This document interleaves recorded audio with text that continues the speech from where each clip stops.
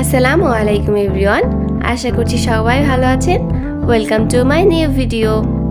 আজ আমি শেয়ার করছি ঈদ স্পেশাল মালাই কেক রেসিপি। প্রথমে কেকের ব্যাটারটি তৈরি করে নিব। এর জন্য আমি 3টি ডিম নিয়ে নিয়েছি। ডিমটাকে খুব ভালোভাবে ফেটিয়ে নিচ্ছি।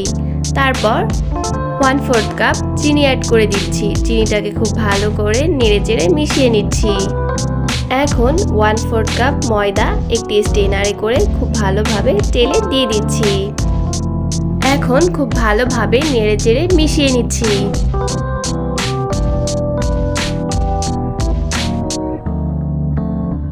এরপর দিচ্ছি 1 চা চামচ বেকিং পাউডার আর 1/4 চা চামচ ভ্যানিলা এসেন্স। এখন খুব ভালোভাবে এগুলোকে একসঙ্গে মিশিয়ে নিচ্ছি। সবগুলো উপকরণ খুব ভালোভাবে একসঙ্গে মিশিয়ে নিয়েছি। এখন কেকের ব্যাটারটি তৈরি হয়ে গিয়েছে। আজকে আমি এই পাত্রটিতে কেক তৈরি করব। এর জন্য সামান্য তেল নিয়ে খুব ভালোভাবে পাত্রটিতে মেখে নিচ্ছি। এরপর কেকের ব্যাটারটি দিয়ে দিচ্ছি। আজকে আমি কেকটি তৈরি করব পানির ভাপে। এই জন্য একটি প্যানে সামান্য পানি নিয়ে নিয়েছি এবং তার উপর একটি স্টেনার বসিয়ে পাত্রটিকে দিয়ে দিচ্ছি। এখন ঢাকনা দিয়ে ঢেকে চুলার লো মিডিয়াম আঁচে রেখে দেব 25 মিনিটের জন্য।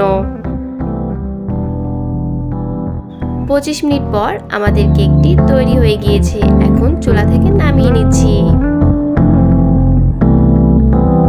এখন আমি মালাই তৈরি করে নিব। এই জন্য একটি প্যানে 2 কাপ পরিমাণ ফুল ক্রিম লিকুইড মিল্ক নিয়ে নিয়েছি।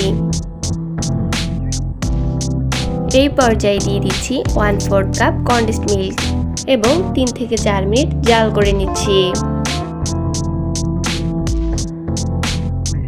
এরপর কেকটিকে একটি কাঁটা চামচের সাহায্যে সামান্য ছিদ্র করে নিচ্ছি। এরপর কেকের উপর মালাই দিয়ে দিচ্ছি। 5 থেকে 7 মিনিট পর কেকটি পুরো মালাইটিকে চুষে নিয়েছে। এই পর্যায়ে কিছু বাদাম কুচি উপর দিয়ে ছড়িয়ে দিচ্ছি। ঈদ উপলক্ষে সবার বাসায় বিভিন্ন রকম ডেজার্ট তৈরি করা হয়। খুবই অল্প সময়ে ঝামেলা ছাড়াই কেকটি তৈরি করে নিতে পারেন।